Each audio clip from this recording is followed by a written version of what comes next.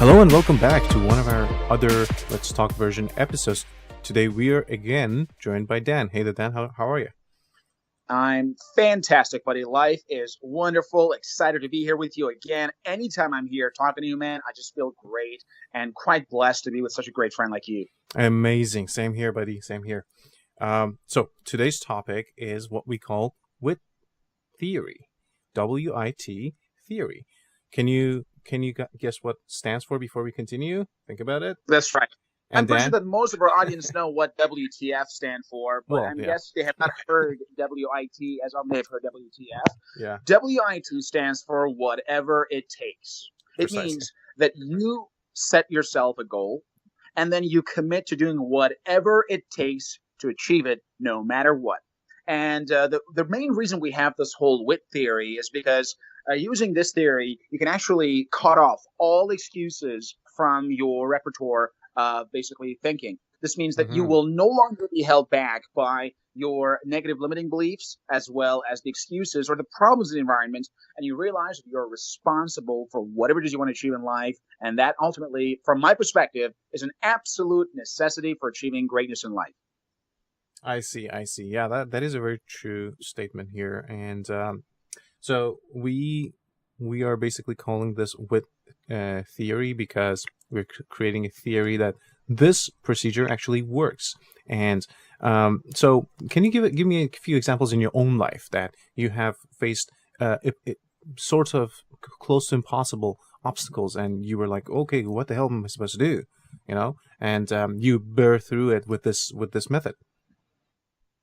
Great. You see, obviously, the best example I can think of is in my business. You see, here's an amazing fact that I learned a long time ago, and that is your income has no relevance with the economy or the politics of the country.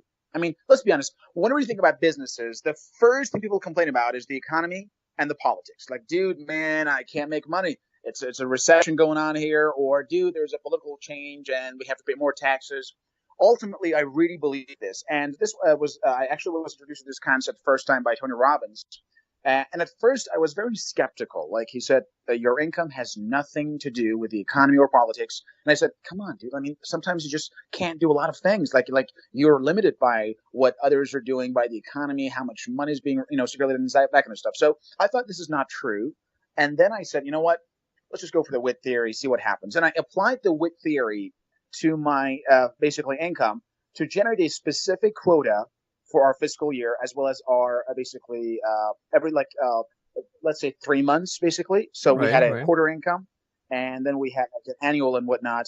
So because of that, we tried our very best to be able to somehow meet a specific quota in terms of sales, as well as a specific amount of profits generated from our business ventures. And fortunately, every single time I hit it, and not only I hit it, I actually exceeded it by, let's say, sometimes 5 to 10%. So it was like really incredible.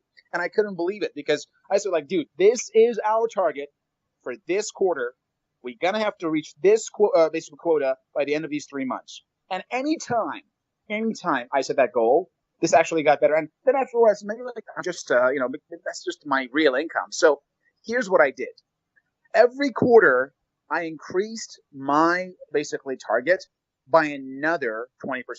Like every quarter, for the past basically year or so, I have set for myself a quota that is 20 to 30% higher than the last quarter. Like literally, it's pretty amazing. And every single time I hit it, and it's fucking unbelievable because you literally, it just, baffles your mind. You wonder, like, dude, if I can do this, then what else can I do, right?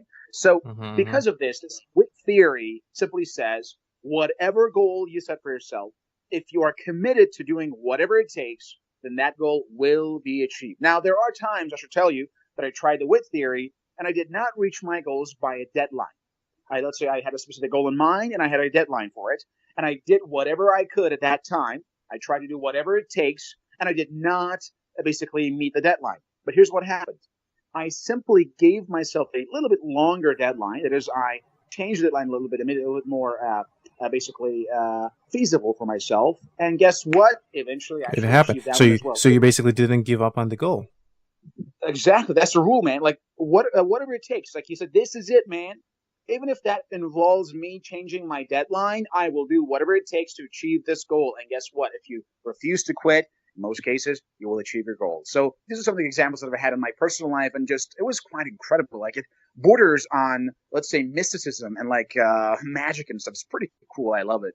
Amazing, yeah. And look, if you set a goal, I'm assuming it's important enough for you, and it's important enough for you, then you can't be giving up on it. Of course, circumstances change. Sometimes your goals change. That's fair, but that's not true all the time. There are very few exceptions, I suppose. And at the same time, like what you mentioned, the economy and all that. Of course, it impacts you, but it shouldn't stop you. That's the idea, right? Uh, and What great phrase. It will impact you, but it should not stop you. It's so true. Because once you are committed to WIT, whatever it takes, then nothing that impacts you will actually stop you.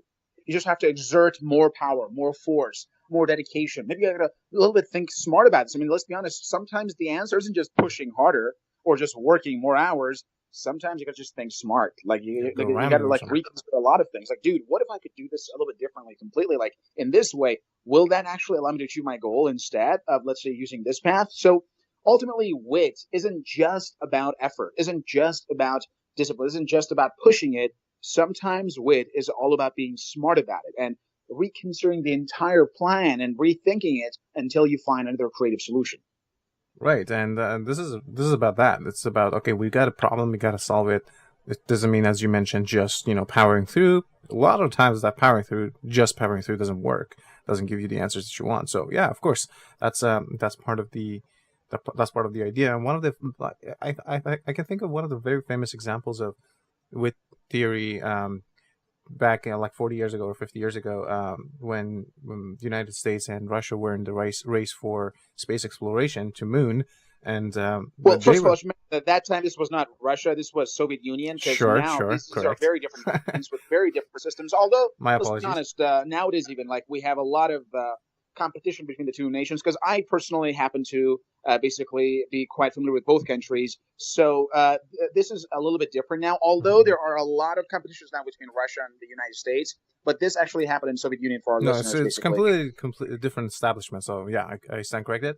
So there was a huge competition, as we all might know, or if you don't know, there was a huge competition between United States and Soviet Union at the time to first reach to the moon, basically get to the moon the first, be the first nation to stamp your flag there, etc. For obvious reasons, but that's not the point here. The point is that they had like I'm gonna pivot back to the United States because they were the ones that initially accomplished it first, or accomplished it. Period.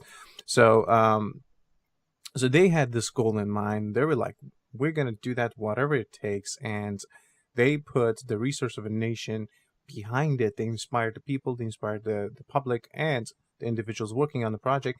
And no matter the obstacles, this was literally uh, rocket science, and they they eventually achieved it. So this is one of the I think famous examples that comes to my mind right now. I don't know if you have any other you want to add to it, but I mean, this just reminded me of John F. Kennedy. You see, John F. Kennedy was very famous for being able to inspire people to set, ambitious goals. And once he first told the nation about his plan to put a human on a moon, and this was quite incredible at that time. And it was quite at that time it seemed ridiculous to a lot of people. But ultimately, here's the darn truth: once you set a goal that is ambitious, no matter how ambitious it is, if you just commit yourself to it, if you use the WIT theory and literally commit to whatever it takes, then every goal can be achieved and accomplished. And this is a clear example. You just mentioned a very beautiful example about how the United States actually managed to,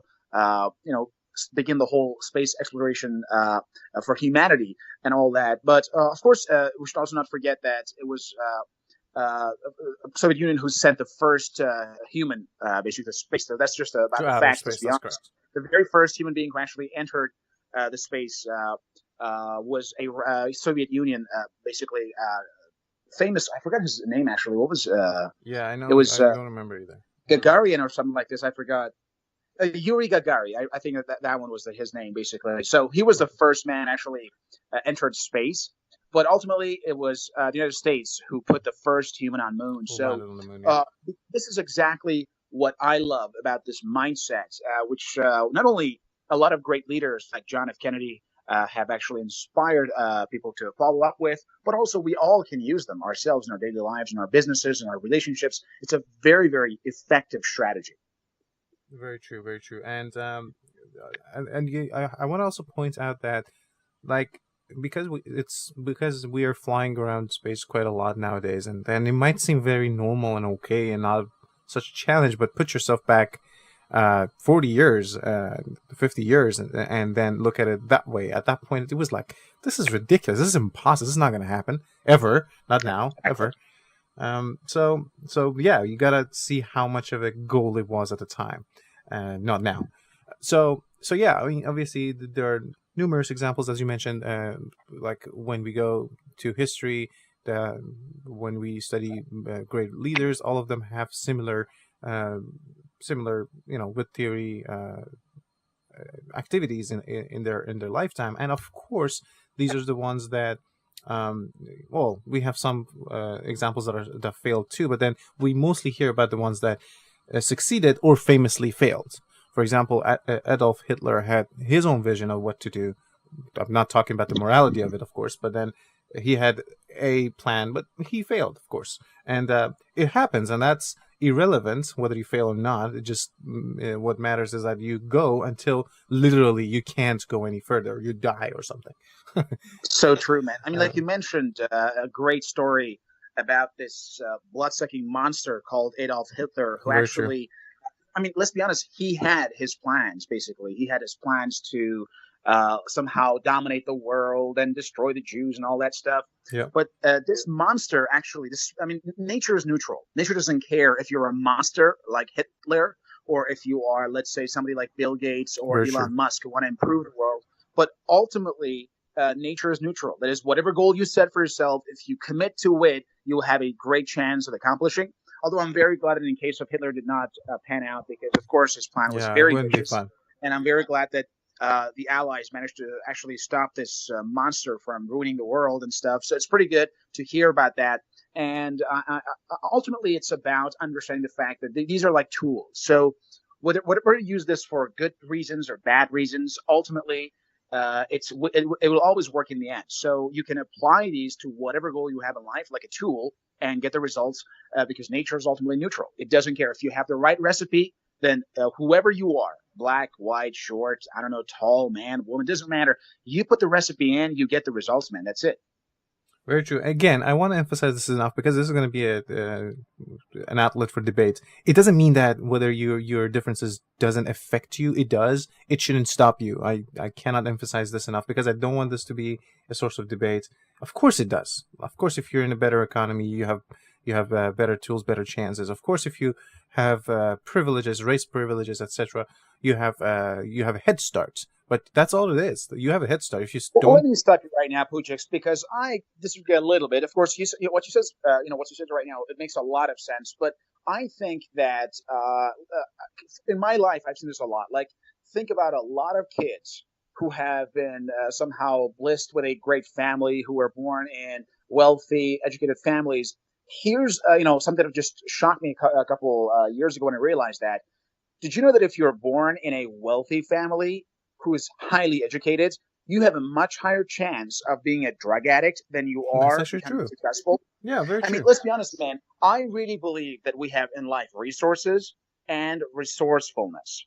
So you said that Mhm. if you are in a better economic condition, you'll do better automatically. I Oh, no, disagree. no, no. I said you have better I do not resources. agree with that because if you are in a better economic condition, but you are someone who does not understand how to take advantage of the opportunities, you will be poor. I mean, a Okay, great example is the United States. right. The U.S. is the biggest economy in the world. Is well, technically, it's the strongest economy in the world because China happens to be the biggest. So the U.S. now is the strongest economy in the world. But don't we have like homeless people in the U.S.? Of course we do, Of right? course we So do. Yeah. the right now unemployment rate is at its lowest in history, up to less than 3%. But do we have a lot of losers who have nothing to do with their time? Of course. So what I'm saying is, it help and it might not. Its impact is, from my perspective, not that important because ultimately it's about resourcefulness. Yes, if you are a resourceful person and you find yourself in a great economy, dude, you're gonna rock it. Okay. If you are the same resourceful person who finds yourself in a dumpy, shitty economy that is going down and collapsing, you might not do as well as if you were in that great economy, but you'll still do much better than the others, right? So because of that, I really think that ultimately it's about resourcefulness, not about resources. And the economy allows you to somehow have higher resources at your disposal, but it does not affect your resourcefulness. That's all about you. Very true. And again, I want to make sure that like that was exactly my point. And my point was that yeah, it might give you a head start, meaning it gives you resources. But let's face it, if you're running a marathon or something, if you have a head start, it might actually backfire on you depending on your mindset. You might think, okay, I have time. You start procrastinating, and other people will catch up to you. Now they have momentum. Now they surpass you. So it's true. But what I'm trying to say, because people keep fixating on the fact that there is this head start sometimes, these head starts at some point, which is true, sure, but that's my point. It doesn't mean that it's a good thing, or it doesn't mean that you can't catch up to that person. Of course you can. And if you have the head start, then look at it this way, that head start might actually backfire on you, be negative, because you feel comfortable, you feel in the safe, so you don't, work as much as you should. So my point is like I don't want this to be oh well, you're here and there, or you're in a good situation or a bad situation or whatever, and then you're saying this out of your comfort. I'm just saying that I acknowledge this, and we acknowledge this, but that shouldn't be a source of debate here, because this WIT theory has nothing to do with anything than your own efforts. Neither your race, your gender, nothing really. So that's right. Very good. Yeah, and then that comes maybe when you want to set the goals, but that's the topic for another day. So the point is, you have set the goal, you have the idea of this is achievable, this is feasible, and then you gotta achieve it. That's it. That's the WIT theory. So now we know what it is. Then, so you said that you said your sort of personal story about how you got into it, but how can people, okay, let's say somebody's like, okay, I want to do this, I want to try this. What should I do? That's the question from that person. What would you tell them? Well, WIT ultimately, let's be honest, it's about an emotional command that you give to your nervous system. WIT is not a magical key, because it does not give you the solution by itself. However, WIT is about empowering your state of mind so that it becomes creative as well as resourceful. So ultimately, it begins with your belief system as well as your state of mind. When you find yourself in a difficult situation, or perhaps realize that you cannot achieve your goals as well as you thought, then what happens here is very simple. You tend to feel pessimistic and negative. Oh my gosh, what happened? We missed our quota. We have not a lot of thing. How am I going to pay my staff? So we find ourselves in that negative state of mind where we somehow ask a lot of negative questions, which cannot find any answer for, obviously. So in that condition, instead of letting that negative inner dialogue continue, we can stop it, cold, like literally stop it right then and there by merely telling ourselves, the dude, yes, we just fucked up. We couldn't do it. We couldn't deliver. We missed our deadline. Things are tough. The economy collapsed. The currencies are unstable. There's new tariffs. Got to pay higher taxes. I don't know. I had a fight with my partner. I don't know. My best friend just got cancer. Whatever it is. Ultimately, shit happens, man. Or challenge that you think you're gonna face at that time. If you tell yourself, dude, we had a goal, and I'm telling you, I will do whatever it takes to achieve it. At that time, what happens is you change your emotional state. And I am a firm believer in the fact that success is only 20% mechanics. And it's 80% psychology. It means that 80% of your success is all about how you think, what emotional state you're in, and how you're trying to actually empower yourself on a regular, consistent basis. It doesn't matter if you have great solutions. Mm-hmm. And WIT is exactly that. WIT is that 80% psychology that allows you to be in the right state of mind so you become creative. Maybe sometimes you don't even need to be creative. Maybe all you got to do is to just wait it out. Maybe all you have to do is to just be patient for a while, maybe for a couple of months. Maybe all you got to do is just keep pushing harder, put more hours. And of course, sometimes you have to change your plan altogether. So ultimately, it's about empowering your state of mind by this WIT theory. And then you can somehow become creative enough to find better solutions. Very true. And I think you agree with me on this, that the psychology and the mechanics do affect each other. When you have a better psychology, you do your mechanics are better. You do well, and when you do well, your psychology shifts towards a positive, of course. But absolutely. Yeah. But can you guess which one is easier to manipulate? That was where I was going with. It's much easier to control your state of mind because then you can influence your mechanics. Here's a fun factor. You know what's the best way to control your state of mind? What is?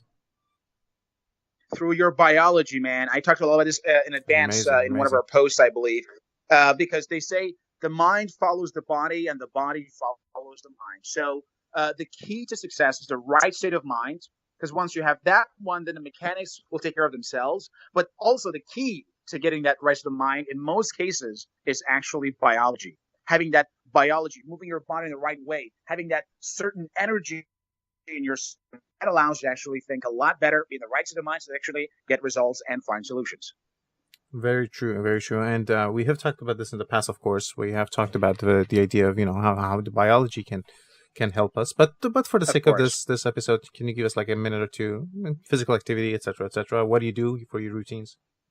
That's right. So WIT requires you to be in what we call an NLP peak state. Now, what is peak state? Based upon neuro-linguistic programming. Peak state is a condition where your body is energized, focused. You find yourself in a state of flow meaning you're absorbed in the task, and time just tends to pass you by very quickly. You tend to speak with a loud, dominant, and positive tonality, which is very important. I mean, imagine I talk to so Poujix, let's talk about whatever it takes. Okay, let's talk about it. To achieve our goals, man. I mean, this guy is not in peak state. This guy cannot do shit.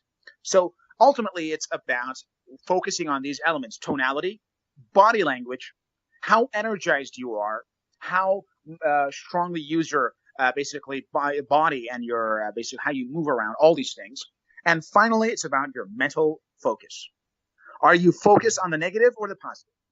Today, literally on Instagram, I had a post about stay focused, stay positive, where I talked about our brain, by evolution, is wired to be pessimistic. And Brian Tracy calls it, we as humans are programmed by nature for unhappiness and failure. And that's true.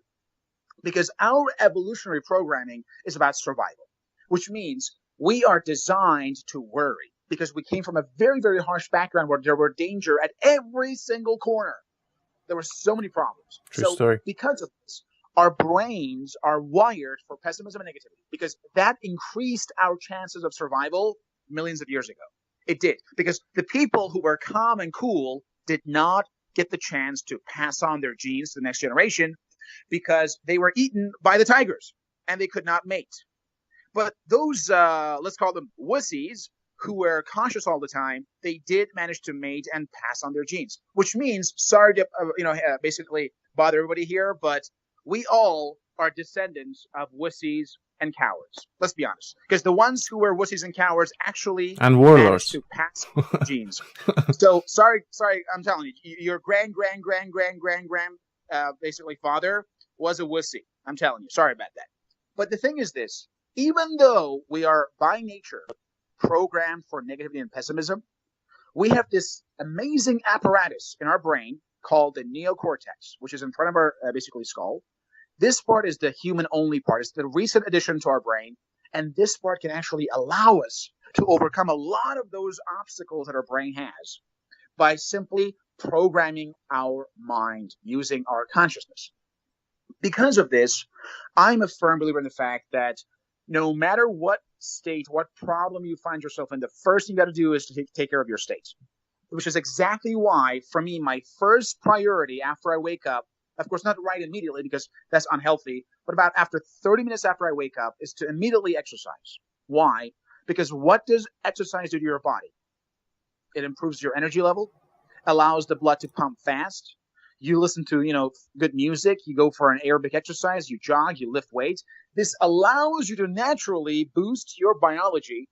And people say, "Dan, dude, you're always energetic. How the fuck do you do that?" It's definitely drugs. I say, "Dude, trust me, it's not drugs." I've been accused a lot of these things. Like, dude, man, I've seen But that. drugs can't be consistent in this manner, though. Because you get at some point, let's be honest, if you want to depend on drugs to boost, because it's possible, then you're going to destroy your organism. And after a few years, yeah, that's what I'm saying. It can't be consistent. So the only way, because I mean, Poujix, how many years do you know me? 9-10 years. Have you ever seen me once down or in low state or low energy? Literally never. Literally, I'm not joking. In the past decade. Dude, you cannot do this with drugs, with anything. You can only do it with the help of exercise. And of course, not just the exercise, but of course by using NLP. That's the only way you can do this consistently, right? So once you're in that great state of mind, then of course nothing can stop you. The problems seem like very small. And that is why WIT always begins with state. Your psychological state must be made into what we call a peak state, where you are strong, you're talking loud and strong, and you're energized, and your mind is focused, and you believe you can do it. Only then, you have to then dedicate your energy to finding solutions, working hard, and everything else. So WIT always begins with a state of mind, and that requires you to manipulate your biology, because that's the fastest way to actually change your state of mind. And that's very true. And you mentioned body language. Obviously, you talked about this, but then regarding how it reflects your state of mind, I sometimes don't necessarily understand that I have a negative or destructive state of mind, and sometimes I catch even myself through my body language, through my random behaviors. Yeah, I see myself like when I, for example, say hi to somebody, I was like, why was my voice like this?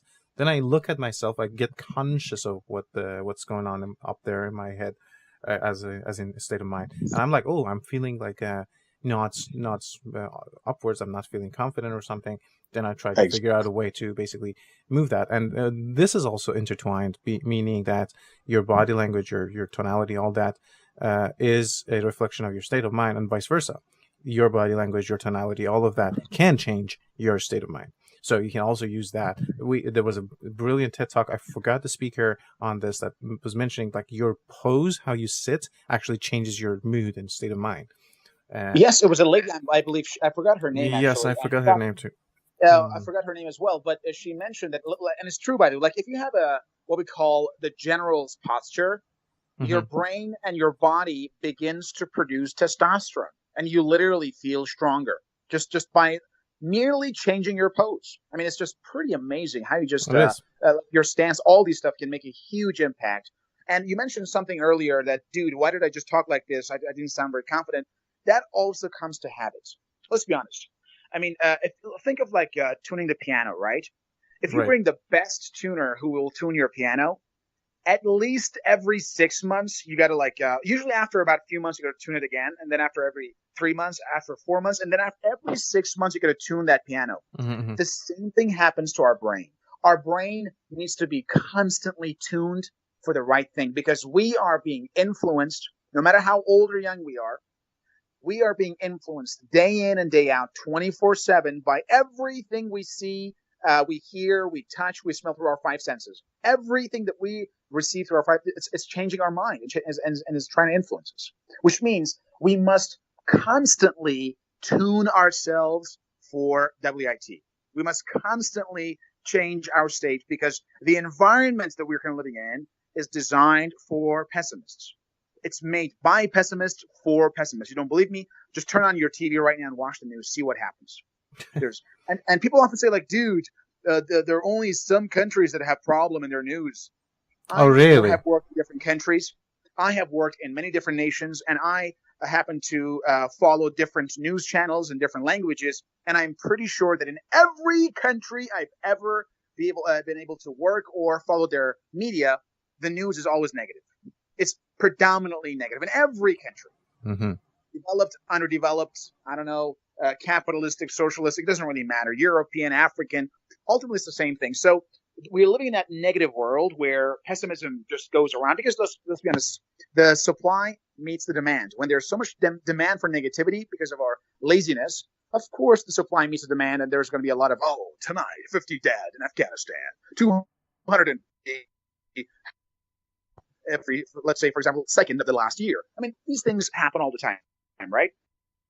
You need to actually, if you really want to commit to the WIT theory, you got to learn to tune your brain every single day for the rest of your life. I repeat, you have to tune your brain every single day. For me, I do it twice, by the way. I do it twice per day because sometimes even once per day is not enough because we sometimes living in so much negativity, of course. And if you happen to have a very socially active job like mine, then you probably need to actually do it twice per day because you're being influenced a lot through the conversations, through meeting a lot of people, your meetings, lectures.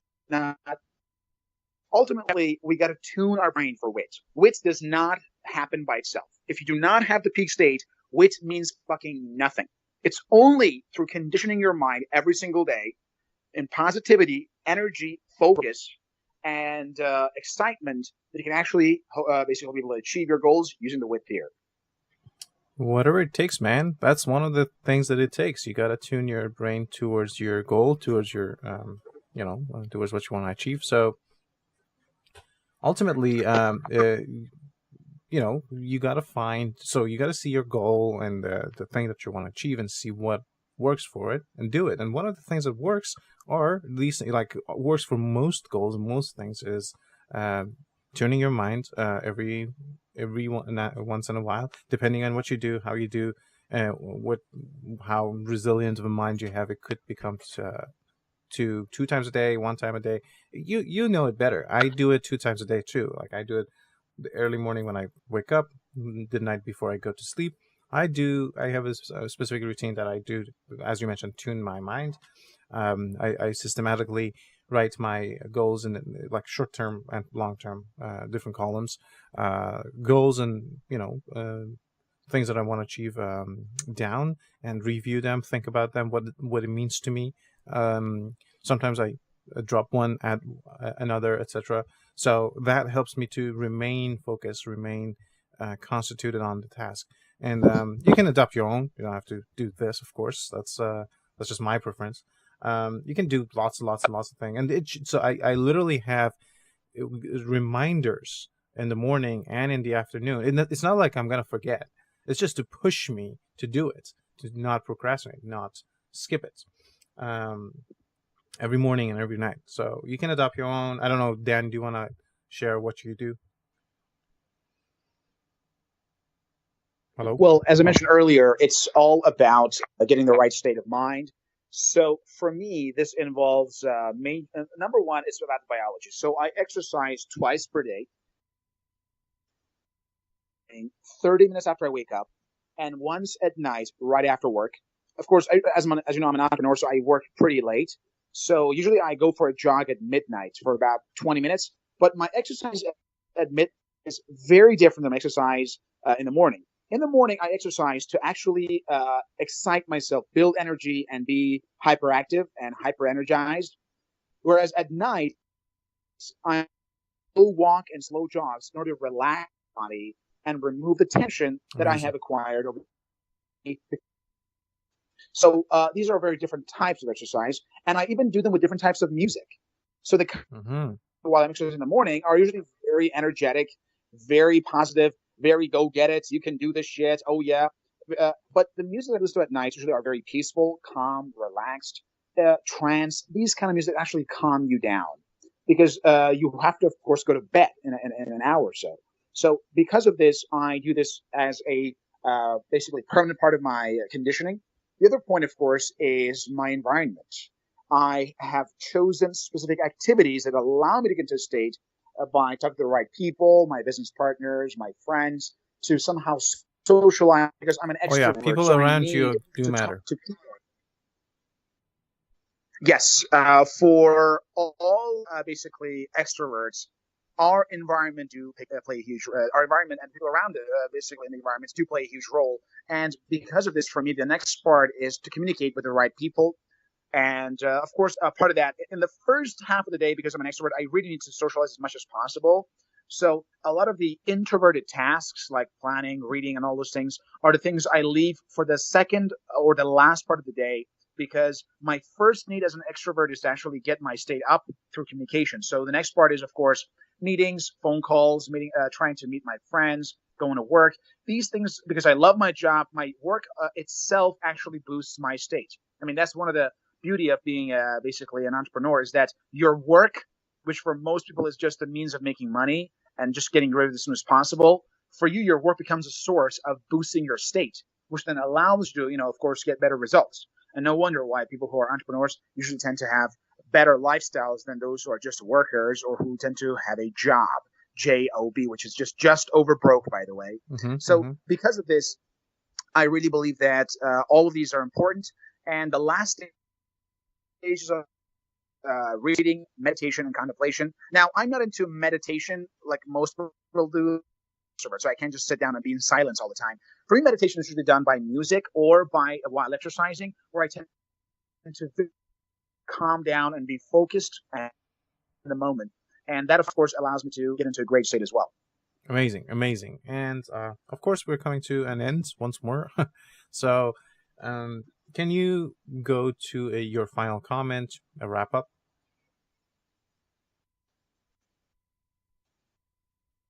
For sure. Ultimately, from my perspective, if you want to achieve anything in life, you have to understand that if you have ambitious goals, then they will not be realized easily. You've got to make the effort. And the best way to make the effort is to actually commit to the WIT theory. W, whatever it takes. And if you're really committed to doing whatever it takes, there is nothing in this world that can stop you. Because ultimately, the biggest enemy, they say, I have seen the worst enemy, and they were us. You and your excuses, your laziness, and using your creative power to come up with rational reasons as why you can't achieve your goal, using the same power to actually achieve enemies. And once you're committed to the WIT theory, then the biggest enemy goes out of the picture. And you find yourself without any restraint, able and qualified to actually go and shoot for the stars and achieve your goals. And while at it, the good thing about WIT is this. While you are using the WIT theory, you actually inspire other people to do the same. They ask themselves, dude, how the fuck is this guy doing this way? And at that moment, you inspire a lot of people. Of course, let's be honest, you will attract the haters and those ones as well. That's part of life. There's no escaping it because people are lazy by nature, which means there will be a lot of people out there who will inevitably resort to remaining lazy and just hating the basically successful people. So ultimately, you will attract both types of attention, both the negative and the positive. So you will have haters, but you will also inspire people.